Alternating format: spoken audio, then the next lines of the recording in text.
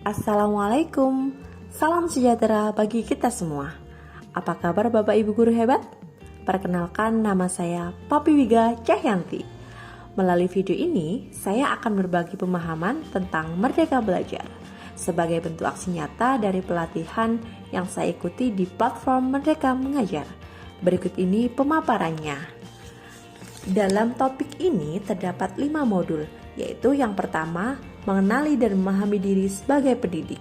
Yang kedua, mendidik dan mengajar. Yang ketiga, mendampingi murid dengan utuh dan menyeluruh. Yang keempat, mendidik dan melatih kecerdasan budi pekerti. Yang kelima, mendidik yang mengantarkan keselamatan. Modul ke-1, mengenali dan memahami diri sebagai pendidik. Pada modul ini terdapat 3 poin. Yang pertama, mengenali diri dan peran sebagai pendidik. Kita telah menyadari kebutuhan untuk terus belajar secara mandiri. Peran kita sebagai pendidik yaitu terus belajar agar bisa menghantarkan murid-murid untuk berdaya dan menjadi manusia merdeka. Menurut Ki Hajar Dewantoro, manusia merdeka adalah manusia yang hidup bersandar pada kekuatan sendiri, baik lahir maupun batin, tidak bergantung pada orang lain. Poin kedua, apa peran saya sebagai guru? Setiap hal kecil yang kita sampaikan di dalam kelas akan berkontribusi pada kecakapan hidup anak pada saat dewasa. Kegiatan belajar mengajar sebenarnya Bapak dan Ibu guru sedang membentuk masyarakat dan budaya melalui murid-murid. Sedangkan untuk poin ketiga, ingin menjadi guru seperti apa saya? Menjadi pendidik merupakan profesi yang sangat menantang, apalagi dengan perubahan zaman yang dinamis yang sedang saat ini kita alami. Guru haruslah adaptif terhadap perubahan. Seperti yang disampaikan Ki Hajar Dewantoro, pendidikan umumnya berarti daya, upaya untuk memajukan pertumbuhan budi pekerti, pikiran, dan fisik anak. Selanjutnya, modul kedua, mendidik dan mengajar. Pada modul ini terdapat 3 poin. Yang pertama, mendidik menyeluruh. Menurut Ki Hajar Dewantoro, anak-anak tumbuh berdasarkan kekuatan kodrat yang unik. Tidak mungkin seorang pendidik mengubah padi menjadi jagung atau sebaliknya. Kegiatan mendidik bukan hanya mentransfer ilmu saja, akan tapi mendidik keterampilan berpikir dan mengembangkan kecerdasan batin. Poin kedua yaitu pendidikan selama 1 abad. Menurut Ki Hajar Dewantoro mengatakan, pendidikan yang sesuai dengan bangsa kita adalah pendidikan yang humanis, kerakyatan, dan kebangsaan. Selain pendidikan kecerdasan dan pola pikir pendidikan kultural, yaitu pendidikan yang berdasarkan garis bangsa dan budaya. Pendidikan kultural akan melengkapi, mempertajam, dan memperkaya pendidikan kecerdasan murid. Poin ketiga, menjadi manusia yang utuh. Menurut Ki Hajar Dewantoro, pendidikan adalah tempat persemaian benih-benih kebudayaan yang hidup dalam masyarakat dan daya upaya untuk memajukan perkembangan budi pekerti, pikiran, dan jasmani agar tercapainya keseimbangan menjadi manusia. Murid sebaiknya dilatih dan dikuatkan kebutuhan batinnya dalam berkehendak dan menentukan tujuan belajarnya, mengembangkan kerjasama, membangun empati, menghargai sesama, dan merefleksi diri. Untuk selanjutnya, modul ketiga, mendampingi murid dengan utuh dan menyeluruh. Pada modul ini terdapat 2 poin. Yang pertama, kodrat murid. Kodrat murid sendiri terdapat 3, yaitu kodrat keadaan, kodrat alam, dan kodrat zaman. Kodrat keadaan terdiri dari kodrat alam dan kodrat zaman. Ki Hajar Dewantoro mengatakan bahwa segala perubahan yang terjadi pada murid dihubungkan dengan kodrat keadaan baik alam dan zaman. Sedangkan kodrat alam yaitu kodrat yang berkaitan dengan sifat dan bentuk lingkungan di mana mereka berada. Karena guru bukan satu-satunya sumber belajar bagi murid, maka guru dapat membantu murid untuk memberikan pembelajaran kontekstual. Guru berperan sebagai penghubung dengan sumber belajar mereka yang ada di sekitar. Sedangkan untuk kodrat zaman yaitu bagian dasar pendidikan murid berhubungan dengan isi dan irama pendidikan yang dinamis disesuaikan dengan perkembangan zaman. Selanjutnya yaitu asas trikon.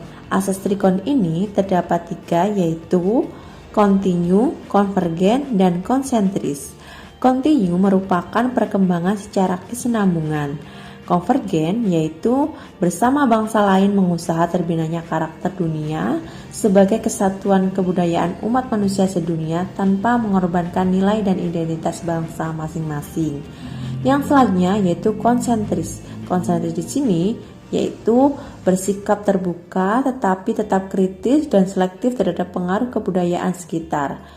Implementasi konsep trikon ini bisa kita amati atau refleksikan dari apa yang sudah terjadi pada proses pembelajaran yang kita alami. Manajemen kelas yang mengatur perjalanannya, proses pembelajaran tentunya melalui sebuah perencanaan secara terus-menerus. Sehingga pengelolaan perilaku, lingkungan, dan kurikulum berjalan secara efektif. Konsisten dalam manajemen kelas merupakan salah satu contoh asas kontinu. Selanjutnya, modul keempat. Mendidik dan melatih kecerdasan budi pekerti. Pada modul ini terdapat 2 poin. Yang pertama, menumbuhkan budi pekerti. Menurut Ki Hajar Dewantoro, budi pekerti adalah kemampuan kodrat manusia atau individu yang berkaitan dengan bagian biologis dan berperan menentukan karakter seseorang. Selain itu, terdapat bagian intelijensi yang berhubungan dengan kemampuan kognitif seseorang. Keluarga merupakan tempat yang paling utama dalam melatih karakter seseorang. Sebagai pendidik, di sekolah turut berperan membantu murid untuk menemukan kecerdasan budi pekerti, yaitu dengan tuntunan dan teladan yang sesuai dengan kebutuhan murid. Selanjutnya, teori konvergensi dan pengaruh pendidikan.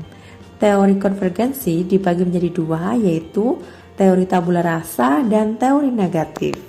Teori tabula rasa merupakan anggapan bahwa kodrat anak ibarat kertas kosong yang dapat diisi dan ditulis oleh pendidik dengan pengetahuan dan wawasan yang diinginkan oleh pendidik.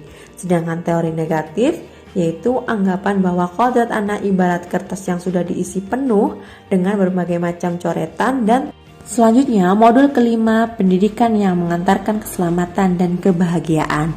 Pada modul kelima ini terdapat 2 poin. Yang pertama, mengantarkan murid selamat dan bahagia. Poin pertama ini terdapat 3 jenis. Yang pertama, selamat dan bahagia.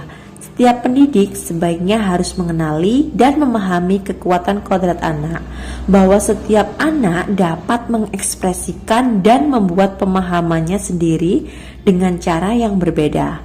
Yang kedua, yaitu sistem Among.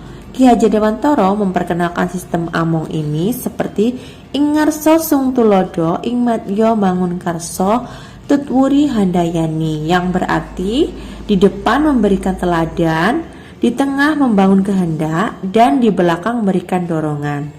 Yang selanjutnya yaitu Merdeka Belajar di abad 21.